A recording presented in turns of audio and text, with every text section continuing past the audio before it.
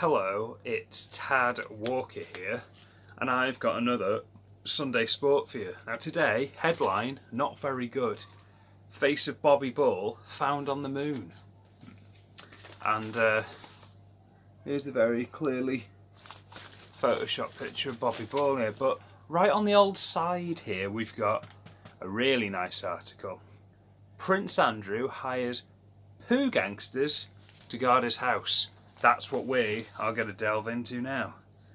That is not the right page, but it's just a guess the boob page. Oh, that's just boobs.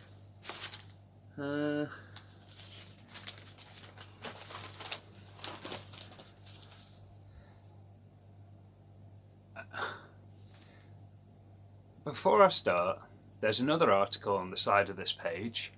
Trout sex video man in court. So yeah, it's a good superhero that. Let's see in these Sunday sports how many superheroes I can get. Trout sex video man. What's his power? He can make any video that he has appear on any screen, and he's only got videos of him having sex with trouts. So I guess he would be a villain more than a hero. He could do it I don't know. I mean, the thing that comes to mind straight away is just, videos in school, TV broadcasts. That would be an annoying one. That's when he's just like, trout sex time. Trout sex time. Anyway, back to Prince Andrew's poo gang.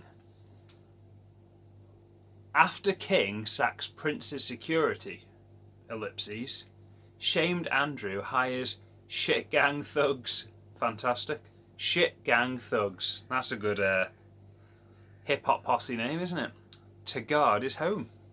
Prince Andrew has hired members of an Albanian shit gang to guard his house after his brother, the King, withdrew security staff from the posh mansion. What's the shit gang? I hope we find out.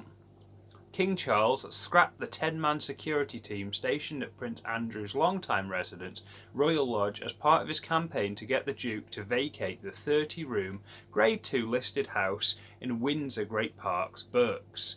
The Duke of York, 64, Nintendo, lost his public protection when he was forced to step down from his duties after his association with convicted Jeffrey Epstein was made public in 2019.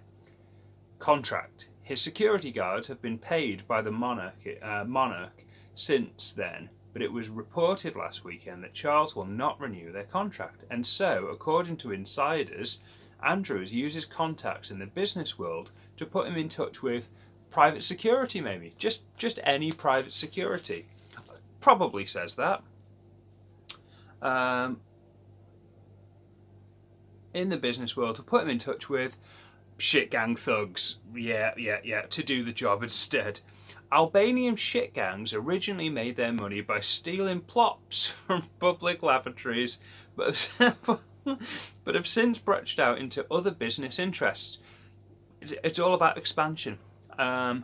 They said to be very big in the private security business. An insider said the private security game is very close to the world of gangsterism, and the shit gangs are amongst the biggest gangsters in London. Their heavies are feared across the south, and there will be nobody breaking into the Royal Lodge while the shit gangs are standing guard. But Arian Seller, a former shit gang member, says the prince could be playing with fire. I'd have gone, could be in deep doo-doo. Surely that's the pun to make. Seller warned, once the shit gangs have got their hooks in you, there's no escape. I imagine they've already made discreet inquiries about getting their hands on the Princesses Beatrice and Eugene's stools. These royal plops would be like gold to them. It is not known how much Andrew is paying the shit gangs, but it's likely to be a fraction of the million bills previously footed by King Charles III. Andrew has lived in the property since 2003, when Queen Elizabeth gave him a 75-year lease on the property for £250 a week. What a bargain! He was allowed to continue living in the property while essential repairs were being carried out after being given a stay of execution last year. The Royal Lodge is worth an estimated $30 million, and Andrew has reportedly told his friends that he plans to live to the property until his lease comes to an end in 2078. My word, shit gang thugs. I'm not even sure there's massively a story there, is there? But that's kind of what we like here. Shit gang thugs. I love that collection of words. It brings up an interesting question, doesn't it, about the old... Because they said that the shit gang thugs, or just the shit gangs, were into selling plops, as they put it. And it makes you wonder about selling plops, doesn't it? Would you sell your plop?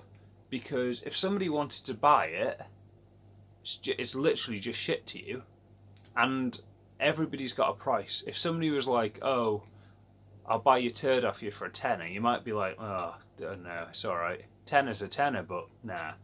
But when you get into the realms of, like, let's say £1,000, people would sell their shit for £1,000, wouldn't they? To their mates. Or maybe like £100 to their mates. But if it's going to somebody and it's a situation like, oh, I'll give you 250 quid for your plop, and it's like a stranger, an Albanian shit gang member, your first question would be, well, what are you going to do with it? Because there's DNA in shit, isn't there? I don't know. What's your price for a stranger, an Albanian shit gang?